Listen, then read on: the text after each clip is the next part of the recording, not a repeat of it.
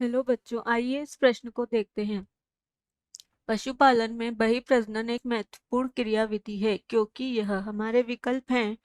विकल्प ए बेहतर जीनों के एकत्रीकरण में मदद करता है।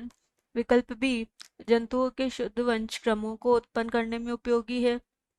विकल्प सी है अंतःप्रजनन के अवसाद को दूर करने में उपयोगी है।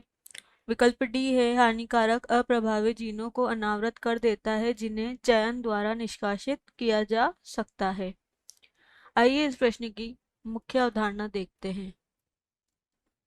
इस प्रश्न में हमसे पूछा गया है कि पशुपालन में जो बहिर्प्रजनन होता है वह क्यों महत्वपूर्ण है, यानी कि हमें बहिर्प्रजनन के बारे में बताना है। आइए इस प्रश्न का हल देखते हैं। बहिर्प्रज सबसे पहले हम समझते हैं जो बहिर्प्रजनन है वह क्या होता है। बहिर्प्रजनन बहिर्प्रजनन पशुपालन में एक महत्वपूर्ण विधि है। बहिर्प्रजनन में क्या होता है, जब कोई भी पशु में क्या होता है सतत अंतःप्रजनन के कारण अंतःप्रजनन के कारण पशुओं में क्या होता है लगातार सतत, यानी कि हम बोल सकते हैं लगातार अगर पशुओं में अंतःप्रजनन होता है तो जंतुओं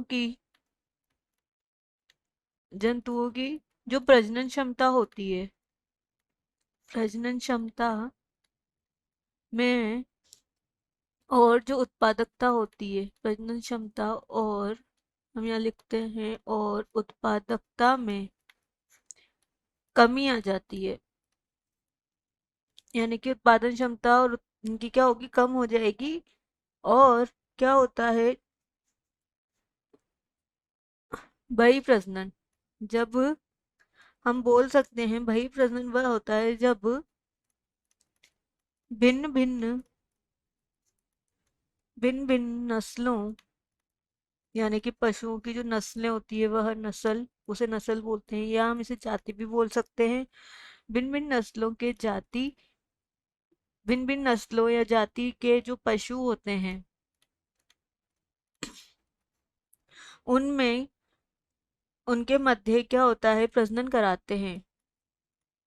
उनके मध्य जब पशुओं की जाति क्या होगी भिन्न भिन्न कराती है तो दो भिन्न भिन्न नस्लों के बीच जो दो भिन्न नस्लें उत्पन्न होगी, जिसे हम दो भिन्न नस्लों के जंतु लेते हैं उनके बीच प्रजनन कराएंगे तो इस प्रक्रिया को हम बोलते हैं बहिर्प्रजनन।